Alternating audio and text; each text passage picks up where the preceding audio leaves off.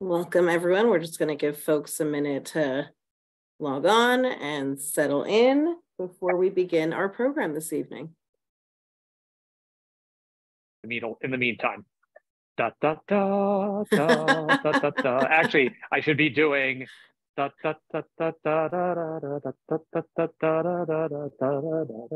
da da da da. Well, it's music, so it should be more da da ti da. Better you than me. We can do a samba. Dun dun dun dun dun dun dun dun dun dun dun dun. Actually, that's more a waltz.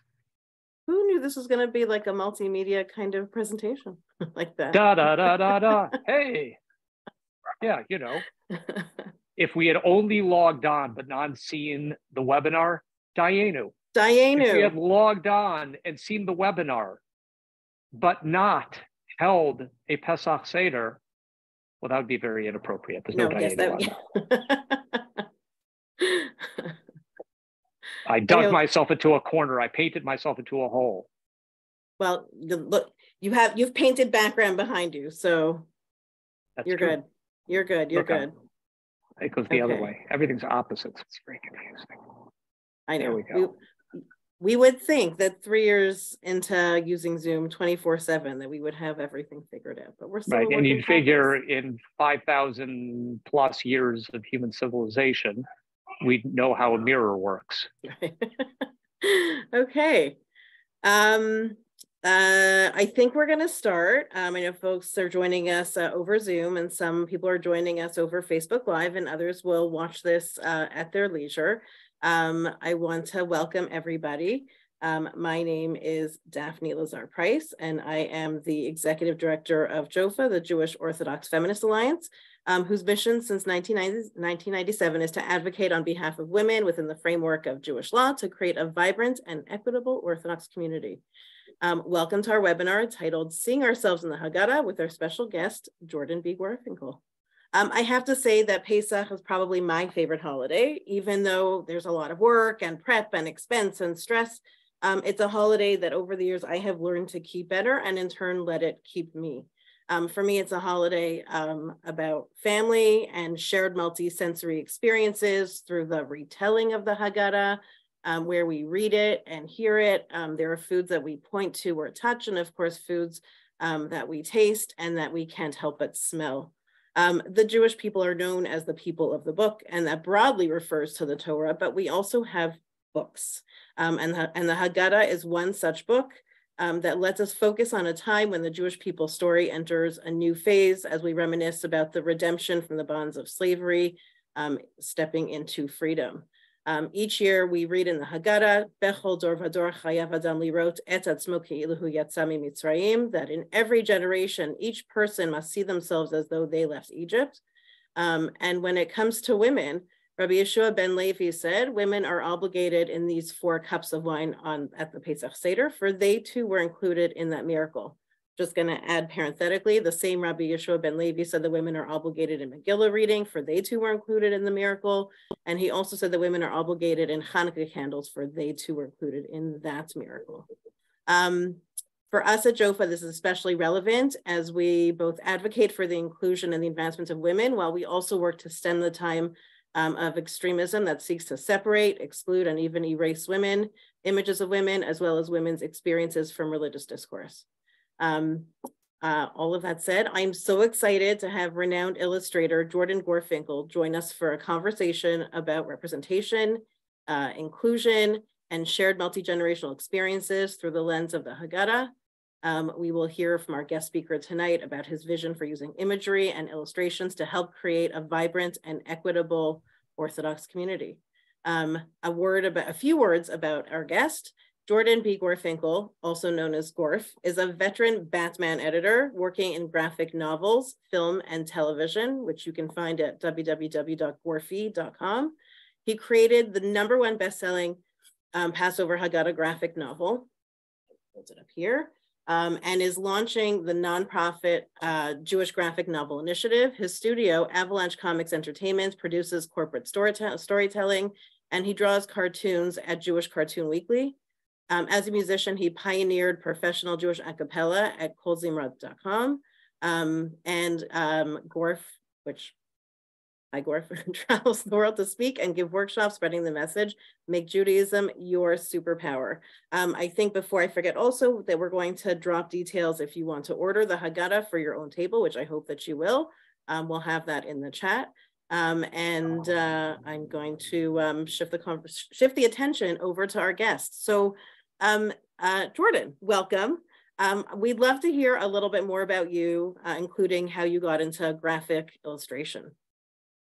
My pleasure. Thank you, everybody, for joining us and for preparing for the wonderful holiday of Pesach, which, by the way, is my favorite holiday as well, or I should say more accurately, my favorite festival as well. As we know, there's Shalosh Regalim, there are 3 festivals, and I always try to differentiate them from holidays. And I also want to apologize in advance for the slight informality of my clothing. I had a little incident earlier in the week, and I am dressed for comfort, so I hope you will forgive me. I am also, despite that, in the middle of the book tour right now that you mentioned before. I'm calling this the Fairweather Book Tour because it started in Atlanta and it made its way to Bal Harbour, Florida. I was in Napa Valley this past weekend. I'm in Los Angeles presently, and I'll be in Sacramento after this, and then wrapping it up with a wonderful Pesach program in Mexico. And if you want to follow me at Jewish Cartoon, Facebook, and Instagram, and let's take it away. You asked about my background and how I got into this visual storytelling thing. Well, let me first begin, as I always begin my discussions with people, by giving you a little bit of a quiz. Now, I can't hear you, so you're going to have to answer for yourselves, and I'll give a little bit of a pause. This will be like when we say the Misha Berach, Lahavdil a million times, where we say, please pause while you fill in the name. Now we're going to say, please pause while you fill in the answer. And don't worry, this isn't a complicated quiz. It's definitely, I would say, equally, if slightly less hard than when you have to enter a shul, and you have the Aleph Bet Gimel Daled on the door, and it has to correspond with a quiz that they write out like Shnei Luchot Habrit. And you're standing there and you're thinking, oh my gosh, this is so much pressure. How many tablets? How many tablets? 3, 5, 2? You know the answer, but it's just not coming to you because you're under sudden pressure. So I want to put you at ease. Don't feel any pressure right now. Okay, here we go. So the next question is obviously, after which festival is coming up next? Pesach. That's a gimme for you. How many plagues, how many makot do we commemorate? All right, now what is the second of the makot? Correct, Svardeya. How do you translate Svardeya? Frog. Now, how do you spell frog backwards? G-O-R-F. Gorf. Gorf, frog, Gorf. Now you see why I was so motivated to do a Pesach Haggadah, because it would give me this wonderful introduction in a way that you would never forget my nickname. And I'm going to share my screen with you right now and show you a little bit about that background. Hang on one second. Okay, I want to make sure that you are seeing what I am seeing. We are seeing the screen that it says Experience Batman. Gorf ran the Batman franchise at DC Comics. Excellent. Let's enter full screen over here, and here we go. I was raised in a variety of different cities, including Silver Spring, Maryland. And during that period of time when I was moving from place to place, my consistent friends were the superheroes because they matched my sense of morality. There was good and evil. There's the Yetzer HaTov and Yetzer Hara, and never the twain shall meet. You should always strive to be on the side of truth and justice, and the Jewish way, if you will. And when I got older, I never really grew up. I'm like a Jewish Peter Pan. I had the honor of working for DC Comics and shepherding the greatest character in all of fiction, Batman. Now, you might argue with me, but you might lose.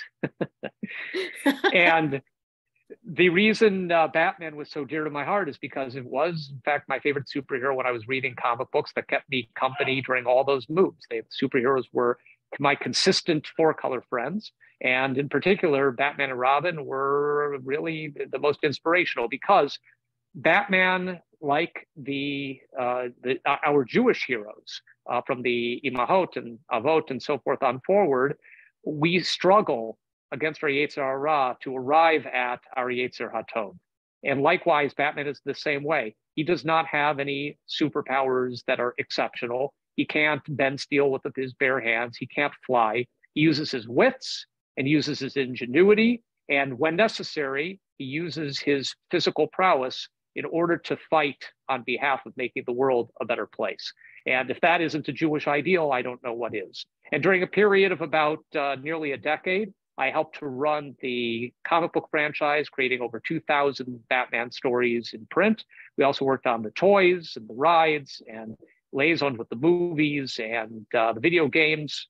And my claim to fame was the 1 year long storyline called Batman No Man's Land, which ran through all of the Batman titles in continuity Batman titles in the year 1999 and became one of the basis for The Dark Knight Rises and a New York Times bestselling literary adaptation, so on and so forth. And in fact, there is a biblical tie-in to the story of No Man's Land, which I will tell you some other time when you invite me to come to your community and we can discuss it live. But for now, we're going to focus on my background and get right into the Haggadah. Birds of Prey is the longest running team female superhero franchise in the history of comics. And I created Birds of Prey, and it became a TV show and a movie and all that sort of stuff. Now, you may ask, what does this have to do with Judaism? And in fact, I'll tell you a very appropriate story for Jofa. My conception of it was that I wanted, you may have noticed that women can be objectified in popular entertainment. And that's particularly so in comics. And I wanted to have a set of superheroes who would be more emblematic of the women that raised me, who were both empathic and tough. And I thought, well, okay, let's take two superheroes, both of whom have had challenges in their lives. One has had some psychological challenges and one has physical challenges, and let them be a team. And together they will support each other physically and psychologically in order to serve up truth and justice. And one of my early conceptions was we need to redesign the costumes. I did not design the costume you see over here. I'm not sure if I have a slide that has the new costumes, but at any rate, the first thing I did was I put pants on our superheroine, Black Canary, and I gave her a jacket. And part of it was to be more tzniut, more modest in dress, or modest. I don't think that's the right. I want to say, what's a better translation for tzniut? Help me out here, Daphne. I would say in this case, less objectified. Yes, I like that. Let's go with that. But there was another reason, because I figured, okay, if your Jewish mom, you're a superheroine, right? And your Jewish mom sees you going out there in shorts and no jacket, the first thing she's going to say is, you're worried about the Joker? Forget the Joker. You're going to get killed by the cold. Put a jacket on. So I thought, okay, what if we do women superheroes as if, they were created by the Jewish mother? And all right, I'm being a little stereotypical here, but you get the idea. The idea is that I really wanted a respectful and aspirational set of women superheroes. And I really think we succeeded. And I certainly know that it has resonated. We had the 20th anniversary panel at San Diego Comic-Con, which is the annual industry get-together in San Diego. And it was packed wall to wall. And the best part was seeing mostly women in the audience, but in particular, also women who had physical challenges. We had a lot of wheelchairs in there. Our hero, Oracle, who's partnered with Black Canary, is relegated to a wheelchair because she lost a battle with a supervillain. And to see women in wheelchairs sitting there and having a hero that they can relate to really felt to me like a big win. And that certainly helped to spur me on to some of the ways that we're going to be talking today about how Jewish graphic novels can achieve the same thing, if not more. As you may know, Jews created the medium of superheroes. They created superheroes, and now we're taking the power of superheroes to now support Judaism. And that's why my tagline is make Judaism your superpower.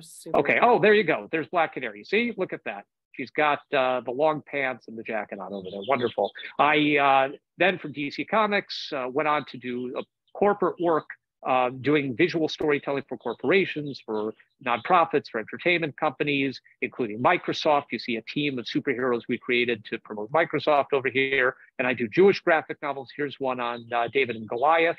And for my weekly Jewish cartoon, which is at jewishcartoon.com and at Jewish Cartoon, I was hired by the then being built Munich Jewish Museum to do a series of cartoons on the relationship between Jews and non-Jews in the 20th century in Germany. And they approached me and said, we want to do newspaper style cartoons with punchlines. And I said, you got to be kidding me. And they said, no. Well, I said, okay, here's the phone number for Art Spiegelman, who did Maus, M-A-U-S, the award-winning graphic novel series about the Holocaust. Maybe you should talk to him. And they said, no, Gorf, which is frog backwards. We really want you. And I thought about it and realized, well, if somebody's going to mess it up, it should really be me. And thank God, I don't think we messed it up. I think we did pretty well, because what you see here is the entrance to the permanent exhibition. You see the cartoons in German on the wall, and you see the translation a little bit jutting out from the bottom in English. And unless they take a big can of white paint to the wall, this is going to be there for quite a while, and hopefully creating a real positive impact for non-Jewish people's understanding of the Jewish faith and the Jewish culture. Once again, another brick in the wall leading us to our Jewish cartoons. All right, so then the question is, how do we make comics? Because you're probably wondering, well, what are the stages? How do we create these things? Well, let's take a quick run through over here, and then we'll turn it back to questions. It all begins with a text. When you're making a Jewish graphic novel, you want to base it on the original text, whether it's the Haggadah or the Megillah or what have you. Here we have the beginning of the Magid section, which is the translation for Halach Ma'anya. And credit to David Olivestone, who ran publishing for the Orthodox Union for many years, for creating this modern, fantastic translation. And amazing credit to the, I don't have enough superlatives for them, Koren publishers in Jerusalem, for having an immense amount of emunah, that this Jewish graphic novel would be a real benefit to the Jewish people. We'll get more into that later on. So it begins with the beginning of the Magid section. And indeed, the Magid section does not begin with Avadim Ayinu or even the Arba Kushiyot Manishtana. It begins with Halach Ma'anya. So how do you take a very prosaic text like this is the bread of affliction and turn it into an exciting Batman-style comic book? Well, let's take a look. First stage is brainstorming. And that means coming up with the idea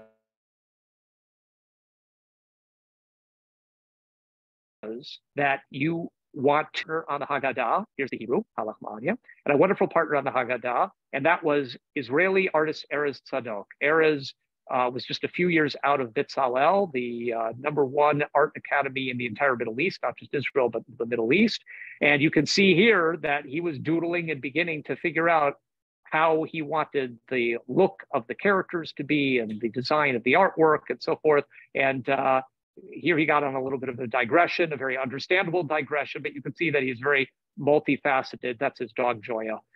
He got a very multifaceted artist. And after we brainstorm, we decide which ideas are the keepers and we write a script. And the script looks like this. We have a shot description in which I, as the script writer, am describing to the artist exactly what they should be drawing. And then we have the text. And the text, in this case, is, of course, the text from the Haggadah. How does this get applied further? Well, hand the script to Erez. And Erez takes out his pencil, or in some cases, his digital stylus, and he begins to draw.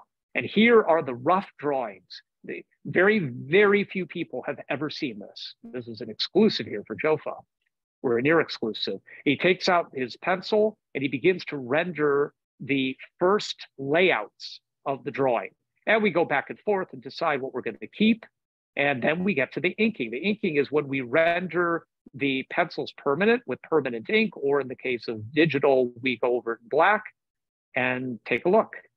Let's go back and so you can compare. Here was the first stage. Here's the second stage. And now many people say, well, why do you have to ink it anymore these days? We don't have weak photostat machines and chemical processes that can't pick up the pencil. Now we have such sensitive scanners and computers and we can do anything we want. But the answer is that there is a craft even to the inking. You can see the depth that black and white stage here brings to it. So we have maintained this stage of the creative process of the sequential storytelling of graphic novels. Now let's bring it to full color life. And that's what it looks like when Era scans it, the computer, and then uses all the colors of the rainbow to add color to the artwork. Finally, of course, we have to remember our text. That's the lettering stage. And in the lettering stage, this is, I'm jumping franchises here. This is actually a Transformers comic that I produced for Paramount Pictures. I neglected to save the ballooning stage of the Passover Haggadah graphic novel, so I'm using another example here. The ballooning stage is, as you can see with the red circles, designating where exactly the lettering belongs. A lettering script, which has number for each line corresponding to that we put it, and you get a final page that looks beautiful like this. And then we have editing, in which we correct all the mistakes. Maybe there are balloons in the wrong places. And finally, we have a folio that includes on the right-hand page the Hebrew and the transliteration, because we do not presume that all of us have had the amazing bracha, blessing of a Jewish education that we can read Hebrew fluently. So I want to make sure if you want to read it phonetically, you can. And then the translation, there you go. Way to go, Daphne. The translation by David Olivestone, built into, fused with the sequential art. And the last point I'll make is that the difference between an illustrated book or an illuminated Haggadah graphic novel is that in an illuminated or illustrated book, you have the words and pictures side by side. With a graphic novel, you have the words and pictures fused together into an organic, flowing story. And for more insights, once again, we'll have to meet up at another time about this specific page. But in the meantime, let's go to the questions. Sure. I was going to say, because, I have had a chance to, well, I've used the Haggadah before, and I, went through some of the pages, and each page really tells its own story within the story, but we're not going to, well, we might get into that. I mean, you talked a little bit about what inspired you to embark on creating these graphic novels with Jewish texts. But I guess I want to hear more about your vision of inclusion and representation, and how each page in your graphic Haggadah really captures a swath of historical scenes, boys and girls, men and women, different races and ethnic identities. And I guess I want to hear more about kind of what drove you to that as really like a standout Haggadah, different from why is this Haggadah different from all other Haggadahs? Jordan, take it away. Thank you. I actually just had an epiphany as you asked this question. And for the very first time, I think I could pinpoint where my real, I guess, passion, I'll use that word a lot, where my passion for showing ethnic diversity and all the different colors that Jews come in, where that came from. I had an interesting project some time ago where I had to create a Jerusalem-based kind of Jewish Sesame Street, and it was done for a school, and I was flown research to develop fictional families that are based on the kinds of families that you would see in Yerushalayim. And in Yerushalayim, in Jerusalem, it's truly a melting pot. You see Jews of every possible flavor. And what a wonderful experience to go from a Sephardi family to a Dot HaMizrach to Ashkenazi to Ethiopian to so many other examples. And I saw, and by the way, everywhere I went, they offered me food. I probably gained 20 pounds for this project. And the food was unbelievable, especially the Moroccan food, absolute standout. And in that project, I realized that truly the Jewish people are diverse. And I brought that background into this project. And you can see here on the cover of the Passover Haggadah graphic novel. And by the way, yes, I like titles that really tell you what you're getting. It may not be the most creative title, but it's one that certainly tells you what you're getting. And I apologize for any noise in the background. Somebody seems to be mowing in the background over here in Los Angeles. And you can see right on this cover, let me see if it'll behave and enlarge. Hey, what do you know? Look at that. You have the an amazing swath of Jewish people across history, across time, and of course, across all backgrounds, all dancing together to Miriam and her Shira while the sea is parted. And it looks like an aquarium over here, but this is in fact meant to be the Yam Suf and the splitting of the sea. And just take a look. I probably don't have to describe for you. You can see over here the different skin colors. There's a woman in a wheelchair over here. There is a goat. He's not meant to represent a Jewish, a part of the Jewish people. And hopefully he will survive the Korban Pesach. I won't tell him otherwise. And yeah, so there's something that everybody here can relate to. And that's really the most important thing for me, which is, like you said before, right? You quoted the seminal line, the whole door vador, right? We're not supposed to be seeing ourselves telling a story. We're supposed to be seeing ourselves in the story. So if I'm doing my job right, you look at this and you see yourself in the story. And just to show you one other example, there are myriad examples in this book, but let's get to, hang on, the Arba Kushiyot, which we mentioned before. Whoops, went right by. There we go. So check it out. This is almost a preview. I was in Napa Valley for a scholar in residence this past weekend, and I realized for the first time that the Arba Banim, the 4 children, does not actually begin with the Chacham and the Rasha. It begins with the Mani Shtana, because we know 4 is a prominent number in the Haggadah. You have 4 questions. We have 4 children representing the 4 questions. Not really questions. They are more kushiyot. They are challenges almost. And they represent Edot Mizrach, Sfardi, Ashkenazi, and Ethiopian. And forgive me that I'm not remembering the Hebrew term for Ethiopian. And once again, I hope everybody can see themselves in some way in this story. Beautiful. So you talk about making Judaism your superpower. Can you spend a minute what you mean by that and how people can do that? When I give my talks and my discussions, I tell quite a few stories and relate them to quite a few Divrei Torah, insights in the Torah. And in doing so, show people how I am seeing Torah through my particular perspective, my particular lens. That's a very popular term to use nowadays. And I see when we have every single week in shul, when we're reading, by the way, my habit is to translate all the terms that I'm doing, because again, I don't presume that everybody who's watching understands. You can tell me whether or not I can't see everybody. Hi, hello, everybody. Thank you for being here, but I can't see you. So I don't know whether or not I need to continue translating or I should just stick with the Hebrew terms you tell me. No, you can definitely continue translating. Thank you. Okay, no problem. So when every week we have the Parshat HaShavua, we have the portion of the week where we read our portion of Torah in the shul, in the synagogue. When I'm reading it, I'm not seeing the words, I'm seeing images. And the images I'm seeing are of graphic novel Batman style art that brings the story to life. And I'll give you one recent example. In Shemot, the beginning of the book of Exodus, we have Aaron, Moses' brother, coming on stage. See, I'm already using these kind of dramatic terms, coming on stage for the very first time.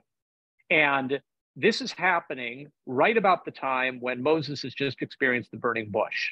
And you have an entire chapter devoted to all of the mystery and suspense and fear and bombast. And I mean, the burning bush is just such a seminal, incredible, magical moment in the development of our relationship with Hashem, with God. And then God just speaks to Aaron. Hey, by the way, you should go find Moses and team up with him because he's going to need some help. He's not very comfortable talking. He could use a sidekick. What? Wait a minute. Why was this whole buildup, and suddenly we reveal that God and Aaron have been chummy the entire time? Where's the story behind that? Well, where was Aaron's burning bush? And for that matter, he's Moses' older brother. And all kinds of questions that come up because my orientation is towards developing this text into stories that are visual and make sense. Because when I am here, let's go to the next page, for example. When I am doing the development, as we talked before, the brainstorming and the penciling and the inking and so forth, I am drawing upon, pun intended, research that shows what all of the places that we're drawing, the people that we're drawing, might have looked like. So I just came off the wonderful Koren Tanakh series Esther graphic novel, and in it, well, we're not going to jump to that too much, at least, but in it, we were very careful to research where did all the characters come from? Esther, Ahasuerus, Haman, even the supporting characters. Where did they all come from? And therefore, based on the region of the world that they came from, what would their skin tones would be like? What would their clothes look like? What would their surroundings be like? So when it says, Avadim Ayinu leFaro b'Mitzrayim, you immediately in your head have some nebulous picture, right? It's like when you're reading a book, you sort of picture in your head what it's going to look like. Well, I have to commit it to paper. So I have to know, what did they wear? What were the colors? What were the textiles? What was the weather that day? What did they see out the window? And I have to get it right, because you may not have noticed, but there are a lot of armchair scholars out there in Judaism. I don't get it right, somebody's going to be throwing tomatoes or worse at me. So when you talk about making Judaism your superpower, what I'm really talking about is I want you, all of you, to be able to look at Judaism through your own particular perspective, through your own particular lens, and bring something out that only you would see because you have a particular way of looking at the world. There's a PBS show, I think it was PBS, the most important person in the whole wide world is you, and you hardly even know you, right? It's that song, it's that. So add a page, I've got a little spoiler alert here. I always conclude my discussions in person with add a page people of the book, but the people of the comic book, and make Judaism your superpower. Nice. So if we already know that Batman is your favorite superhero. Who's your favorite Passover superhero? You know what I'd love? We have a comment section over here, right? Yes. Let's hear from other people. Okay. And I'll tell you why. I'm not trying to dodge your question. I'll tell you why. Because there was a poet, I don't remember who said, when the book leaves your hands, in his case, the poem leaves his hands, it's no longer up to the author to interpret it. We have provided you with all the information that we wanted to impart. Now it's up to you to interpret it the way that you would see it. So I don't want to put any ideas in your head. I want to hear your ideas. Okay. Well, I'm going to invite people to put that into the chat. And in the meantime, I will answer that when it comes to the Passover superheroes, they're not, I don't think they're really mentioned in the Haggadah, right? I think about the wondrous women of the redemption. So you have Bat Paro. Before that, you actually have Miriam, who went and told her parents to defy Pharaoh's decree that prevented them from having children, and Miriam said, "No, go ahead and do it." And then you have Shifra and Puah, who they defied Pharaoh's order. They also defied Pharaoh's orders. Miriam, everybody. It was really about the women who defied Pharaoh's orders that really allowed for Moses to be born, to be raised, and to with his strange upbringing, to have the confidence and the wherewithal to at first hesitantly, but then ultimately step in and become the Redeemer. So correct. And when I give talks, one of them is titled Moses and Superman, what Judaism has to teach about Torah and what Torah has to teach about Judaism. And we compare Moses and one other very Jewish figure, to Superman. And those classic myths of superheroes, they all come originally from our biblical texts. And one of the things that's most remarkable to me is there have been so many prominent Jewish figures in Tanakh and Torah in particular, many of whom you've just mentioned. And there is still a long way to go to balance out female superheroes with male superheroes, at least in Western culture. So I think there's a lot of grist for the creative mill that we can still bake into some tasty superhero treats. Yes, and in your Moses Superman narrative, I hope one day that you'll consider doing a Wonder Woman Miriam narrative, that they both well, I'll let you take it. That's intriguing. Right, but let's just say, check out my Koren Tanakh Megillat Esther graphic novel, and I think you will begin to see that we are already on that path.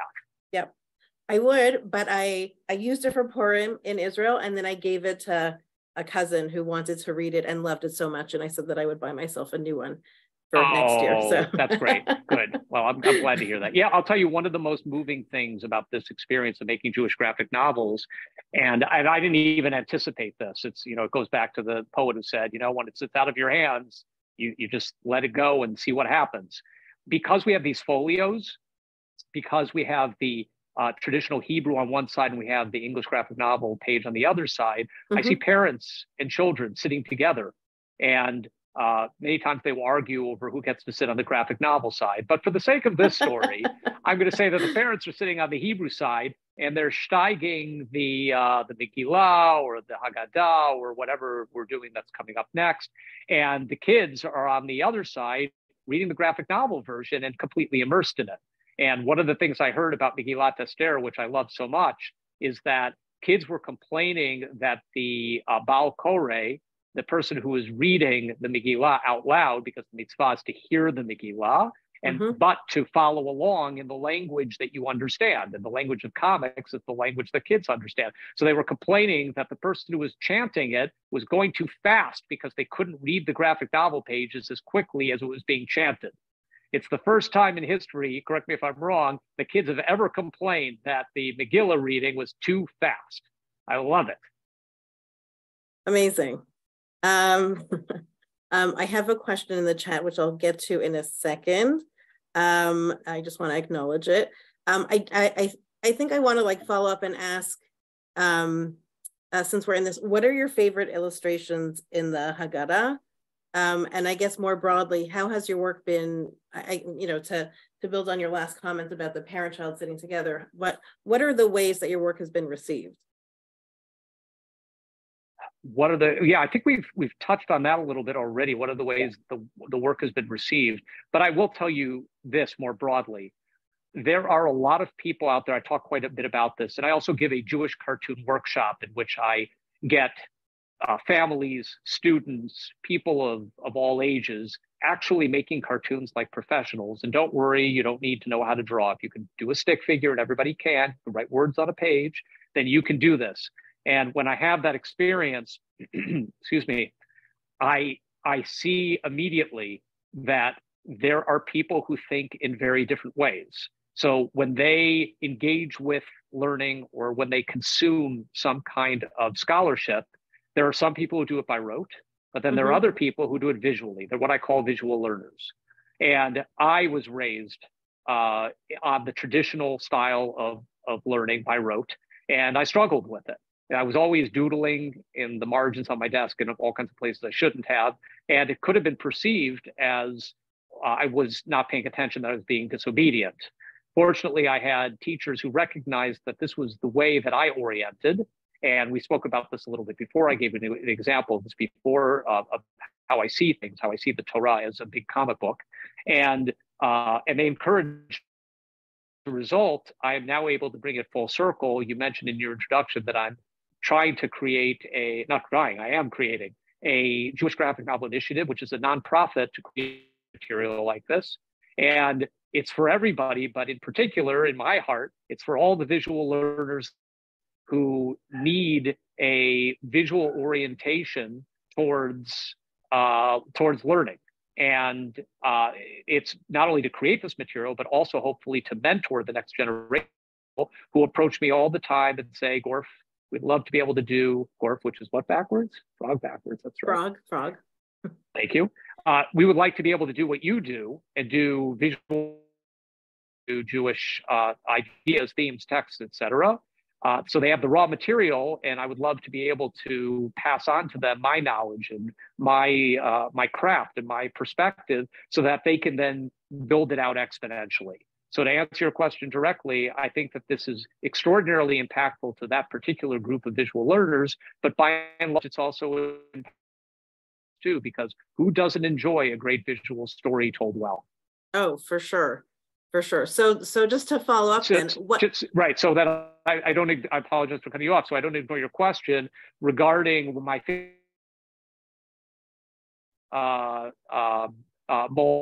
say it's not up to me, it's up to other people to tell me what they think. Sorry, go ahead. What was your question? No, I was going to ask, what is your favorite illustration? I can tell you mine. I actually bookmarked it. I actually really love the Bechol Dor Vador, because it really, I don't know if you can get it. I'm awkward with this. It captures, it's hard to see on the camera, but I see that you have Miriam with the tambourine and presumably Moses and Aaron, and you have boys and girls and women and men and people of all different ethnicities. And as far as, as far back as you can see, and they were all in the miracle, and in seeing ourselves, if I could point to like, this one maybe looks like me, then I can like see myself in the story as I retell the story. Moreover, how are we seeing ourselves? What's that modern way? What do we see here? It's a selfie, right? Yeah. So there we go. It's the first Kriyat Yam Suf, the splitting of the Red Sea selfie, and we've drawn generations further, because it is we all see ourselves at Sinai. We were all at Sinai. We were all if not Sinai. Physically, then spiritually, right? And this is an extension of that. And there's more to it than that, but it's a discussion of particular storytelling for another time. Got it. Okay. I don't think that I ever realized that it was a selfie. So I thank you for pointing that out. It's hard. Oh, you know what? Yes. Now that I'm looking at it, you can see that it's a selfie. Very cool. We have a couple of questions. First of all, you have a lot of fans, and including people who didn't realize that there was a Megillah. And so now, people will be ordering the Haggadah and the Megillah. And by the way, let me know when you get it. Let me know how you use it and how you've received it. And I think we're posting that link to an order form in the chat. Sorry, Go ahead. Yes, it's already there. Let me just go through.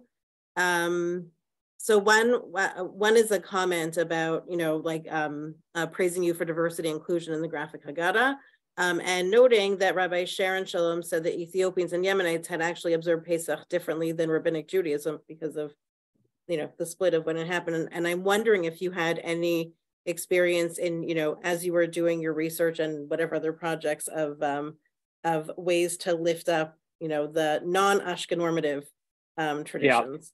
Yeah. Well, it's an interesting question. We actually hewed towards I don't want to call it traditional, the Ashkenazic tradition of the Seder that we are accustomed to, or to which we are accustomed. And that's mainly because we knew which audience we were playing to primarily. Mm-hmm. This book does exist in an English, Hebrew, and the Hebrew version. It's kind of a unique experience to take an English translation of Hebrew and then translate it back into a modern Hebrew. And all of our Jewish graphic novels will be doing this, thanks to Koren and their incredible staff.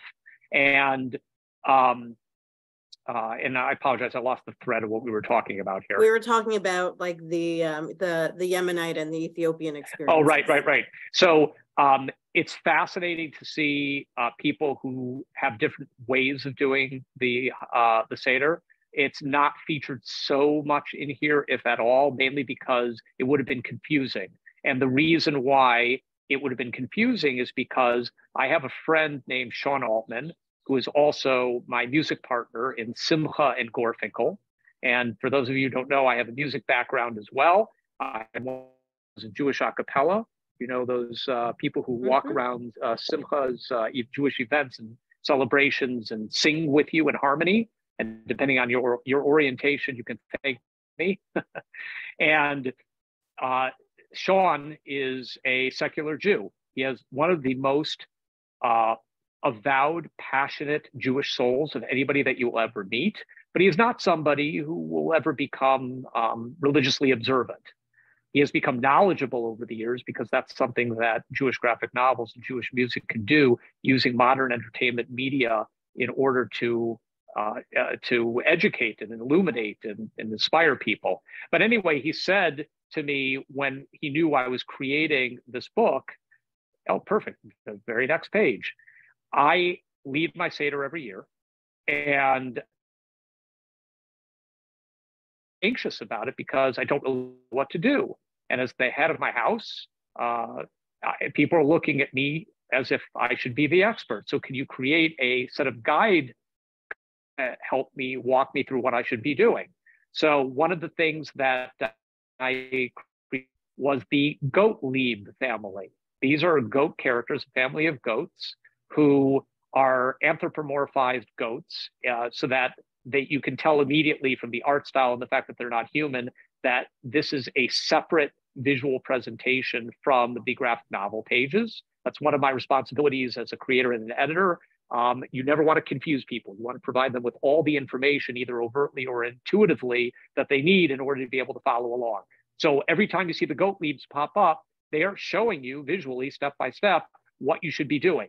If we had let's put it this way, I would love and be honored to be able to create an alternate version that would show the way that other Jewish people do conduct their Sidarim. And if there's anybody out there who wants to spearhead or sponsor such an effort, we are definitely open to that.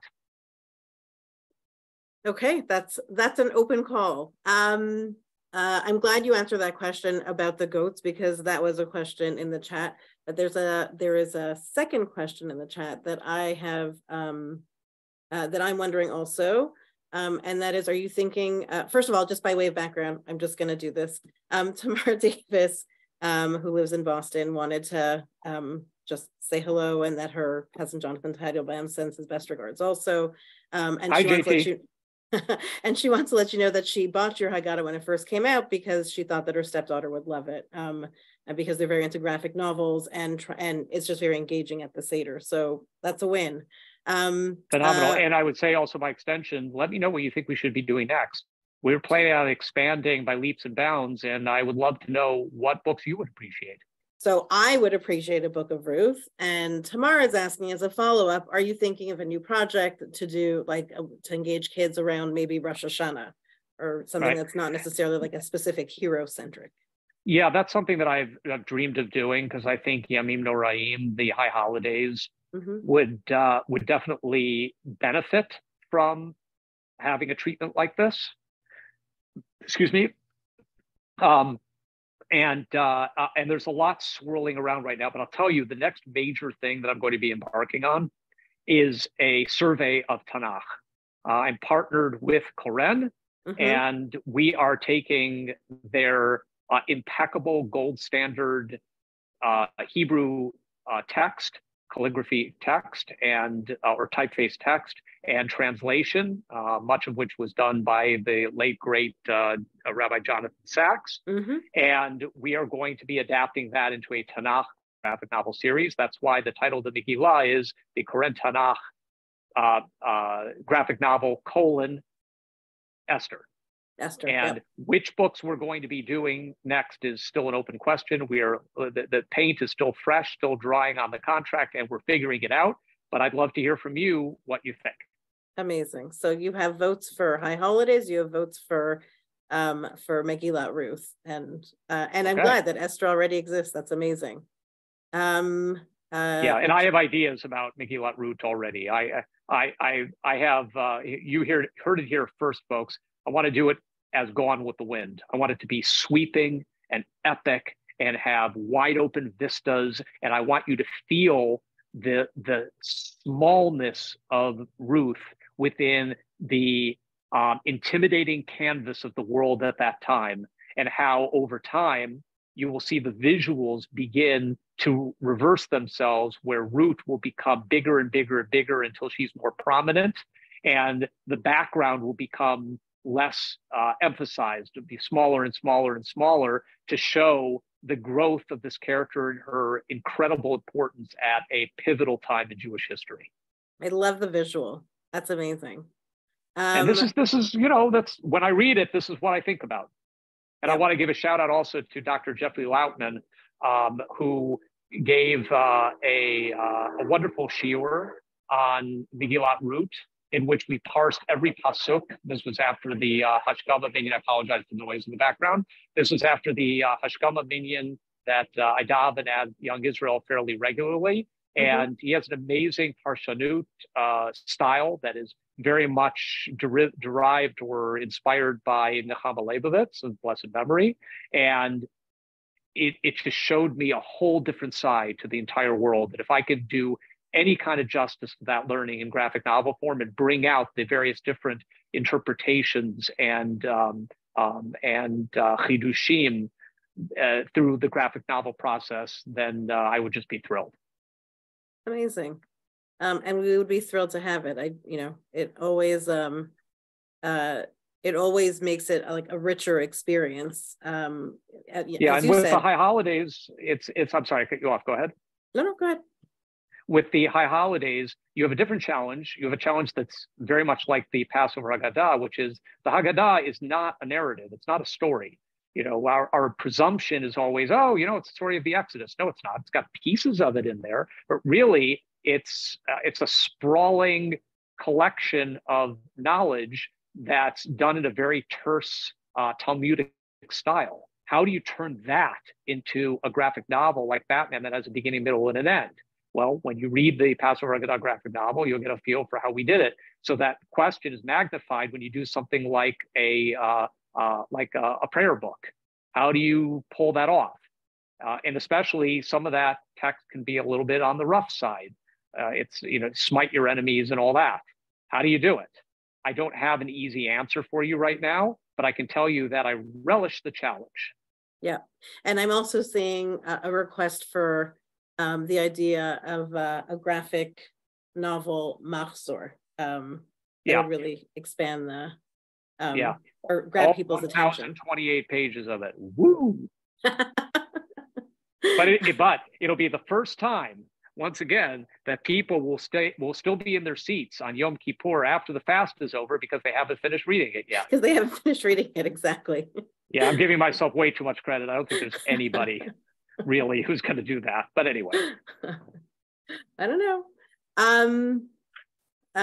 So I'm just going to, well, first of all, do you have any questions for me? And otherwise, and I'm going to wrap it up with one last question and then a reminder. I'm also going to, actually, before I do that, I'm also going to do a plug because you keep talking about Koren, which we also publish with Koren. Nothing as colorful as the graphic Haggadah, but we have something called Hilchot Nashim. We have volumes 1 and 2. Volume 2 just came out. Also available on Koren and on Amazon, and you can reach out to Jofa. And Koren, I just want to, just to augment what you said, Koren is really a wonderful publisher to work with. They really have a vision about how to make our texts more palatable and user-friendly for people of all ages and all backgrounds. And I can't say enough wonderful things about them. So that's also a little Jofa plug since we're talking about Koren and other publications. So I guess to wrap up, you are one person with tremendous superpowers who has the ability to reach a wide audience and make traditional, by among other things, making traditional texts more accessible. And you're using it for good.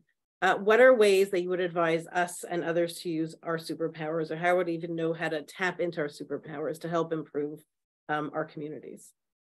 It's a great question. And one of my favorite discussions or even workshops to lead is in that twilight period of Shabbat, of the Sabbath, between the afternoon service and the concluding Mariv service, the evening service.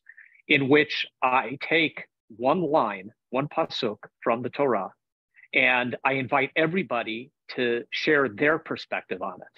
And one example would be you take something from the beginning of Breshit. This is where the idea came from, actually. I was in Beverly Hills in Los Angeles, California, where actually I'm speaking to you from that, where I'm speaking to you from right now. I think that made sense. Mm-hmm. You can see the palm trees in the background.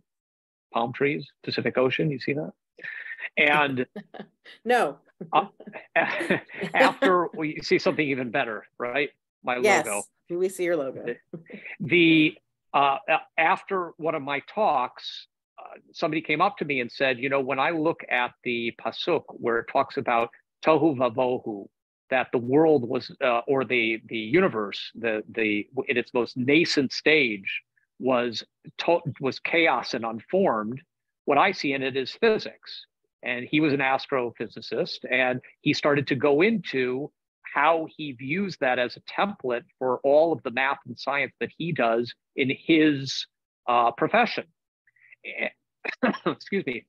And I was so inspired in that moment to think, you know, there are so many, well, there are endless varieties of ways to engage. I use that word a lot, but to engage with this, with our source texts. And imagine if you were a lawyer, how would you look at it? If you were a teacher, if you were a homemaker, if you were a parent, you can choose any profession and look at any pasuk.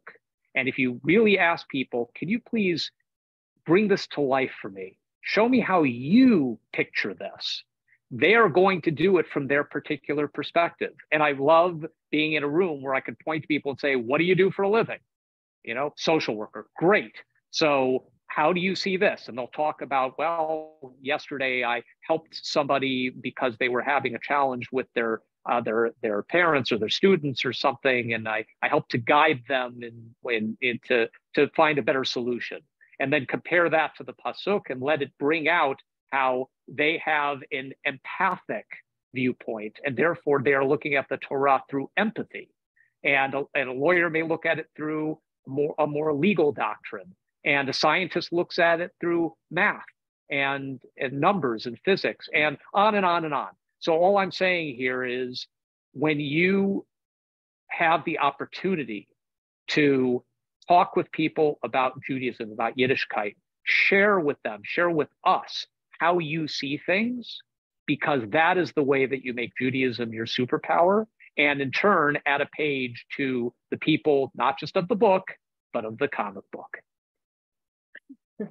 Well done. Well done. Jordan, I want to thank you. Gorf.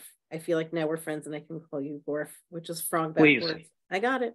I really want to thank you for taking time out of your evening on your travels to be with us, to share your gift and your art with us, to share your vision with us, and to really inspire us to, reframe or reimagine how we look at text, how we look at storytelling, and how we look at, finding ourselves in text, and building narrative around ourselves also. And I want to thank everybody who joined us tonight, and to wish all of you a Chag Kasher V'Sameach. Thank you again. And if you would like to support the work of JOFA, please visit our website, www.jofa.org. If you have additional questions, you can email us at jofa@jofa.org. And I want to wish you all well. Good night.